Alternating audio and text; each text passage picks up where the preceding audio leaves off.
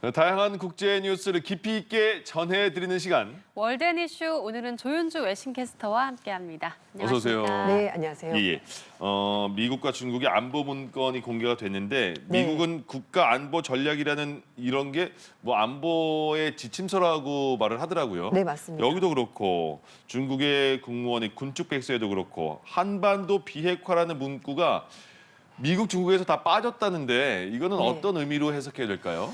뭐 공교롭게도 두 나라가 다 뺐기 때문에 그러니까요. 이 얘기인즉슨 북한 비핵화에 대해서 미국과 중국 모두가 중요성이 좀 떨어진 게 아닐까라는 해석이 나오고 있습니다. 예. 이제 말씀하신 것처럼 미국이 5일날 2025 국가 안보 전략 보고서를 발표했습니다. 여기서 북한의 비핵화 문제를 언급하지 않았고요. 또 중국은 지난달 저건 이제 미국 보고서 내용인데요. 네. 내셔널 시큐리티 스트래티지라고 합니다. 그러니까 전반적으로 미국이 어떻게 국가 안보 전략을 끌고 갈까라는 얘기가 나오는 건데 핵심적인 사항들이 다 들어있고요. 이제 가장 첫 번째 트럼프 대통령이 말하는 것은 지금까지의 미국의 안보 전략은 이제 잊어라. 네. 방향이 완전히 바뀔 거다라고 말한 겁니다. 이제 말씀드린 것처럼 이전까지는 한반도 비핵화가 빠진 적이 없습니다. 예. 북한 문제 당연히 거론됐었고요. 민주당 정부, 공화당 정부 할 것 없이 늘 언급이 됐었는데 이번에 처음으로 빠졌고 특히 이제 북한도 마찬가지입니다. 그러니까 중국도 마찬가지인데요. 중국도 역시 한반도 비핵화 문장이 아예 빠졌습니다. 예. 특히 중국은 2005년부터 지금까지 늘 빠지지 않고 북한 비핵화가 있었거든요. 근데 이번에는 한반도 문제에 대해서 중국은 공정한 입장과 올바른 방향을 견지하고 한반도 평화, 안정 번영에 힘써왔다. 그리고 정책 해결 과정에 중국은 앞으로도 전념하겠다고 밝혔습니다. 그러니까 예. 뭐 전반적인 문구는 한반도의 평화는 얘기를 하겠지만 비핵화 문제는 빠졌기 때문에 어쩌면 핵심이 빠졌다라고 볼 수가 있을 것 같고요. 백악관도 마찬가지입니다. 근데 트럼프 말한 것처럼 트럼프 2기 행정부의 가장 중요한 노선은 미국 우선주의입니다. 예. 그래서 전문가들이 말하는 것은 미국의 이익에 직접적으로 손해를 끼치는 것이 아니라면은 그 문제에 이제 미국은 개입하지 않을 거다. 네. 그렇기 때문에 북한의 비핵화 문제는 미국의 핵심 이익과 관련이 없다라고 트럼프 정부가 판단한 것으로 보이고요. 근데 중국도 마찬가지라는 거죠. 지금 미국이 대중 경제 정책을 펼치고 있기 때문에 중국 입장도 특히 이제 북한의 비핵화에 대해서는 김정은 위원장과 만나지 않았습니까? 9월달에 그래서 그때 이후로 중국도 분위기가 많이 바뀐 것 같다. 그래서 북한이 특히 지금 국제사회에서 핵을 가지고 있다고 얘기를 하고 있고 인정해라 요구를 하지 않습니까? 그러니까 중국도 그런 쪽으로 힘이 실리는 것이고 일단 중국과 미국과의 갈등 문제 해결이 먼저지 네. 북한 비핵화는 약간 우선순위에서 밀린 것 같다 얘기가 나오고 있습니다. 네. 하지만 우리 정부 입장에서는 이게 좀 심각한 문제지 않습니까? 그래서 우리 정부도 좀 면밀하게 보고 있다라고 입장을 밝혔고요. 위성락 대통령실 국가안보실장은 이번 여러 가지 언론 보도에 대해서 우선순위에서 밀린 것은 아니라고 해명을 했고요. 일단 미국 우선주의로 국방 전략에 짜여지면서 뭐 구체적인 지역 분쟁이나 아니면 주요 현안은 세부적으로 다루지 않는 것뿐이다라고 확대 해석을 좀 차단했습니다. 예. 네. 한편 중일 갈등은 점점 고조되는 양상을 보이고 있습니다. 네. 최근에는 군사적 성격의 충돌 조짐까지 나타났는데요. 일본이 중국 전투기가 이 자위대 전투기에 레이더 조준을 했다고 주장을 하고 있고 네. 중국은 이 상황에 대해서 일본 측의 훈련 방해 때문이라고 반박을 했는데 정확히 어떤 상황인 건가요? 네, 말씀하신 것처럼 일본 쪽에서는요 중국군 전투기가 자위대 항공기 레이더를 조준했다라고 얘기를 하고 있고, 그러니까 레이더를 쐈다는 거 아니에요? 굉장히 네. 민감하잖아요, 이거. 그렇죠. 예. 그러니까 사실 레이더를 겨냥했다는 것은 조준을 하고 있었다라고 볼 수 예. 있는 것이고 정확하게 어디 있는지 위치를 파악했다고도 볼 수가 있는 건데 또 중국 쪽에서는 일본이 중국군의 정상적인 군사훈련을 방해했다. 일본이 잘못한 거다라고 예. 반칙을 하고 있습니다. 일본은 굉장히 긴박하게 돌아갔습니다. 어제 새벽에 고이즈미 신지로 일본 방위상이 긴급 기자회견을 열었습니다. 중국의 제15 전투기가 오키나와 남동쪽 공해상에서 자위대 F-15 전투기에 대해서 2차례에 걸쳐서 레이더를 조준했다고 밝혔고요. 굉장히 위험한 행동이라면서 강력히 비판했습니다. 예. 이게 처음 있는 일이라고 하고요. 하지만 중국은 또 다른 해명을 하고 있습니다. 역시 같은 날 중국 해군이 대변을 통해서 성명을 발표했는데요. 최근에 중국 항공모함 라오닝 전단이 미야코 해협 동쪽에서 정상적으로 함재기 비행 훈련을 실시했고 사전에 어디서 훈련할지도 공지를 했는데 일본이 그거를 알고도 넘어온 거다, 방해한 거다 말하면서 양측 간의 입장이 굉장히 팽팽히 맞서고 있는데요. 사실 이게 좀 민감한 사안이다 보니까 예. 정확히 누가 어디를 넘어갔는지는 알 수 없긴 합니다만 말씀하신 것처럼 중국과 일본 갈등이 워낙 첨예하게 대립하다 보니까 양측 모두가 조금이라도 예민한 상황이 벌어지면은 아주 날을 세워서 서로 상대방을 공격하는 그런 상황이 되고 있습니다. 예. 네. 이런 상황에서 일본이 동맹인 미국에 대해서 중국과의 갈등 상황을 두고 미국 측에 보다 분명한 지지를 요청하고 나섰다고 하는데 그동안 좀 섭섭함이 있었나 봐요. 맞습니다. 사실 에이펙 정상회담 때만 하더라도 뭐 트럼프 대통령과 나카이치 총리가 이제 굉장히 좀 다정한 모습을 보이면서 네. 역시 미국과 일본은 동맹이 맞구나라고 싶었는데요. 하지만 이제 중국 문제가 불거지면서 상황이 달라졌습니다. 예. 역대 일본 총리들은 중국 문제에 대해서 뭐 대만 유사시 일본이 군사력을 동원할 거다 이런 말은 한 적이 없었거든요. 물론 국내에서 뭐 따로 한지 모르겠습니다만 네. 대외적으로 그런 말을 한 적이 없었는데 다카이치 총리가 좀 이런 민감한 발언을 공개적으로 하다 보니까 이게 문제가 커졌고 예. 그리고 사실 아무리 동맹국이지만 이건 일본이 한 발언이고요. 그러니까 네. 미국이 책임질 필요가 없습니다. 좀 냉정하게 말을 하자면 예. 그렇지만 워낙 강력한 동맹이기 때문에 일본은 이제 섭섭한 속내를 드러낸 것으로 보이는데요. 야마다 시게오 주미 일본 대사가 트럼프 정부 측에게 다카이치 총리에 대해서 명확한 지지를 좀 표명해 줬으면 좋겠다라고 입장을 전달했다는 거죠. 일본의 한 고위 관계자가 말한 것이 미국의 안보 공약이 흔들린다고 보지 않지만 이렇게 좀 고위급에서 친목을 지켜서 굉장히 실망스럽다라고 얘기하는 겁니다. 지금 화면에서 보시면은 굉장히 사이가 좋은 두 정상 예. 모습이긴 합니다만 일본에서 분위기 엄청 좋았어요. 네, 근데 막상 문제가 커지니까 트럼프 대통령도 말을 아끼고 있는 것으로 보이는데요. 앞에도 말씀을 드리지 않았습니까? 미국은 미국 우선주의입니다. 네. 그러니까 직접적으로 미국 이익에 뭔가 위해를 가하지 않는 이상 언급을 하지 않는 거거든요. 그러니까 지금도 어떻게 보면은 트럼프 정부가 일관성을 가지고 대응을 하는 것이고 예. 일본 입장에서는 약간 섭섭한 면이 없지 않아 있긴 한데 하지만 좀 전문가 입장들은 다릅니다. 왜냐하면은 미국 정부가 이렇게 일본 정부에 대해서 공식 입장을 내놓지 않게 되면은 일본, 대만 모두가 불안할 수밖에 없다고 얘기를 하고 있고요. 네. 또 주중 미국 다녀 지냈었던 니콜라스 번스도 일본은 인도 태평양에서 미국에 가장 필요한 동맹국이기 때문에 이런 식으로 좀 섭섭하게 하는 것은 장기적으로 봤었을 때 미국에게도 좋지 않을 거다라고 조언했는데요. 예. 일단 보도가 나오면서 이제 일본 정부 입장에 대해서도 얘기가 있었는데 주미 일본 대사는 공식 입장을 밝히지 않았습니다. 알겠습니다. 트럼프 대통령이 이른바 베네수엘라 마약과의 전쟁을 선포하고 계속 강력하게 단속을 하고 있는데 네, 맞습니다. 그래서 베네수엘라 대통령이 튀르키예 대통령과 이 미군의 그 공격에 대해서 얘기를 하나 보죠? 네, 그렇습니다. 이제 사실 그 튀르키예는 뭐 이제 서방과 아시아 사이의 중간 있는 나라이고 좀 약간 중재자 역할을 좀 많이 하고 있는데요. 네.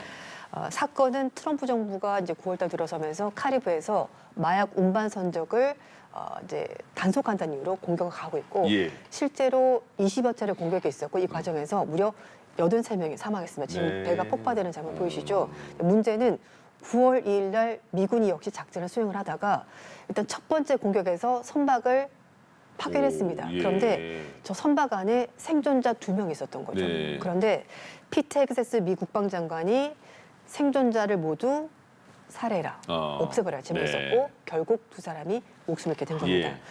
그러자 이게 좀 국제 문제가 됐었고 베네수 정부도 좀 강력히 항의를 하고 있는 상황인데 뿐만 아니라 트럼프 대통령이 해상에서 공격뿐만 아니라 이제 지상 작전까지 할 수 있다고 말하면서 압박수를 높이고 있거든요. 예. 그랬더니 마두로 베네수 대통령이 튀르키예 대통령과 전화 통화하면서 외국 군대가 이렇게 카리브해서 활동하는 것 불법적이다라고 주장하는 겁니다. 그러니까 불공정하고 불균적인 공격이라고 얘기를 하고 있는데 예.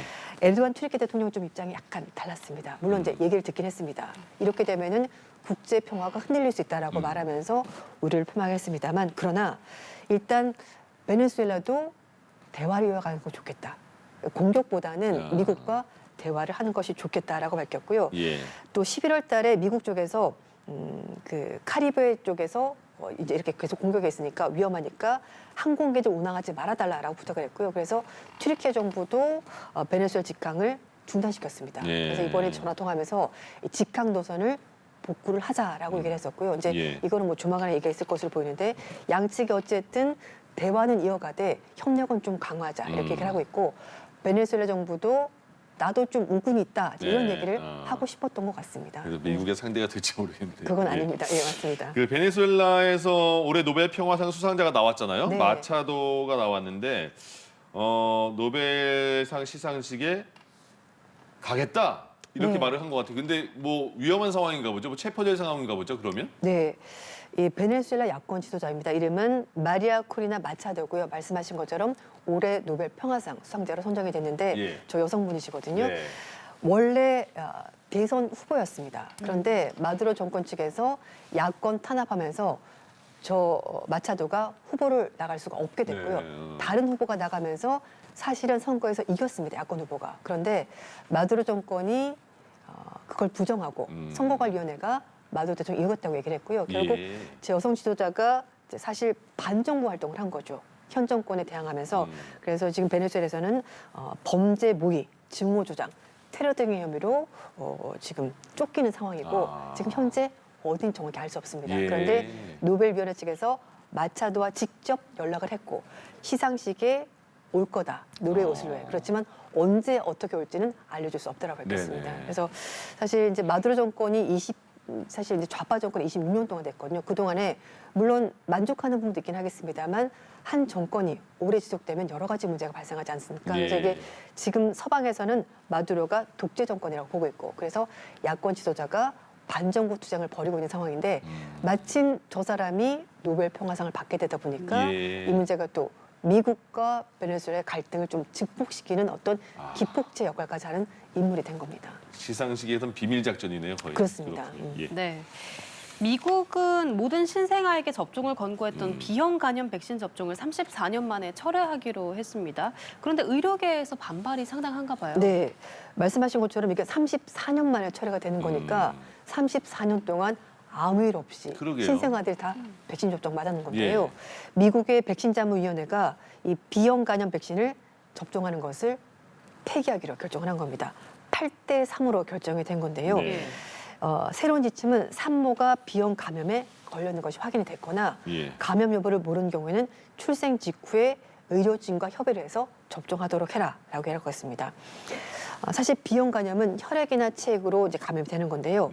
출생할 때 산모로부터 신생아로 수직 감염이 되는 경로가 있습니다. 그래서 예. 위험한데요. 문제는 이게 만약에 비형 간염이 있게 되면 나중에 간암이 될 수 있고요. 간 경변이 됩니다. 그럼 사망률이 올라가거든요. 그래서 예. 반드시 접종하도록 하고 있는데 문제는 백신 회의론자 로버트 케리 주니어가 보건복지부 장관이 되면서 이런 모든 기조가 바뀌게 된 겁니다. 예. 특히 케리 장관 6월 달에 기존의 백신자문위원회 17명을 한꺼번에 다 힘했고요. 자신과 코드가 맞는 사람으로 지금 계속 교체를 하고 있습니다. 그래서 예. 이게 8대 3으로 결정이 된 거고요. 트럼프 대통령은 잘한 일이다 이렇게 환영하고 있고 의료계는 즉각 반발에 나섰습니다. 미국 최대 의료 단체인 의사협회 측에서 수십 년간 비형 간염 백신을 접종했는데 이걸 갑자기 안 한다는 것은 굉장히 무모하고 비과학적인 결정이라면서 강력히 반발하고 있습니다. 예. 하지만 이제 이 백신위원회 측에서 권고를 했고요. 이게 질병통제예방센터가 승인하게 되면 최종 결과로 결정이 되는 겁니다. 예. 그래서 산모가 개인적으로 맞아야겠네요. 그럼 진짜. 그렇죠, 의무가 맞습니다. 아니라면. OTT, 그러니까 넷플릭스가 엄청 커지는군요. 워너브라더스 맞습니다. 우리 영화 시작할 때 그 마크 보면 다 누구나 알 것 같은데. 맞습니다. 예. 넷플릭스가 워너브라더스를 인수해요? 그렇습니다. 예. 세상이 이렇게 바뀌었습니다. 그러네요. 네, 102년 역사의 영화 제작사를 OTT 업체가 네. 인수를 하게 되는 건데요. 금액은 720억 달러, 예. 유로 106조 원에 사겠다라고 밝혔습니다. 지금 유로 OTT 시장을 보면 아마존이 1위입니다. 네. 22%. 그리고 2위가 넷플릭스 21%, 예. 3위가 HBO 맥스. 그러니까 HBO 맥스를 워너브라더스 가지고 있거든요. 그러니까 2위, 3위 업체가 합쳐지게 되는 겁니다. 그러니까 공룡이 탄생하게 되는 와. 건데 넷플릭스 구독자가 지금 3억 명. 네. 그리고 HBO 맥스가 1억 2,800만 명입니다. 예. 그러니까 둘이 합치게 되면은 4억 2,800만 명을 가지는 엄청나게 큰 회사가 등장하게 되는 건데요. 사실 OTT 업체는 이 영화 제작사가 없지 않습니까? 물론 이제 투자를 받아 제작하긴 합니다만 네. 기존의 전통적인 영화 제작사를 가져가게 되고 이야. 배급 영역도 확보하게 되고 그러네요. 콘텐츠 시장도 가지게 되고 거대 공룡이 탄생하게 되는 건데 예. 문제는 이게 진행이 쉽지가 않을 거라는 그래요? 거예요. 왜요? 돈 있으면 살 수 있는 게 아닌가 보죠? 네, 독과점 문제가 있습니다. 네. 그러니까 어떤 업체가 시장에서 30% 이상 시장 점유를 가지게 되면 이게 독과점에 걸리거든요. 예. 그래서 그것 때문에 이제 문제가 될 것으로 보이고 트럼프 정부가 좀 승인을 안 할 수가 있다는 얘기가 있는데 네. 왜냐하면은 이전에 파라마운트 측에서 먼저 인수전에 뛰어들었는데요. 가격이 안 맞으면서 고배를 마시게 되는데 파라마운트의 CEO가 바로 데이비드 앨리슨이고요.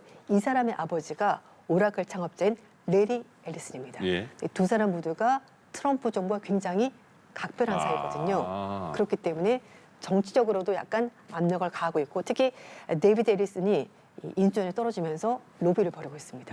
정치권에. 그래서 아마 좀 성사가 쉽지 않을 거다라는 얘기가 나오고 있고 그리고 이제 말씀드린 것처럼 독과점 문제가 있기 때문에 이건 역시 걸림돌 될 거라고 하는데 네. 하지만 넷플릭스는 자신 있는 것 같습니다. 보통 인수를 하다가 이게 엎어지게 되면은요 위약금을 내거든요. 예.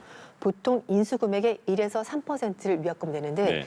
넷플릭스가 8%를 위약금으로 내겠다라고 밝혔습니다. 더 많이 낸다고요? 네, 그러니까 이제 어. 자신 있으니까 우리는 엎어지지 않을 거다 이렇게 어. 하는 것이고 그래서 만약에 위약금이 8%면은요 58억 달러, 8조를 내는 겁니다. 아, 그래서 이제 양측 모두가 어떻게 해서는 끌고 갈 것으로 보이는데 하지만 미 법무부가 저거를 독과점이지 않을지 판단하기 때문에 마지막 변수가 아직 남아 있고요. 이게 협상 과정이 한 12개월 정도 된다고 하거든요. 네. 그 중간에 또 여러 가지 변수가 등장할 것으로 보이고 또 완전히 제로라고 말할 수 없는 거죠. 아 그러네요. 네. 넷플릭스. 네.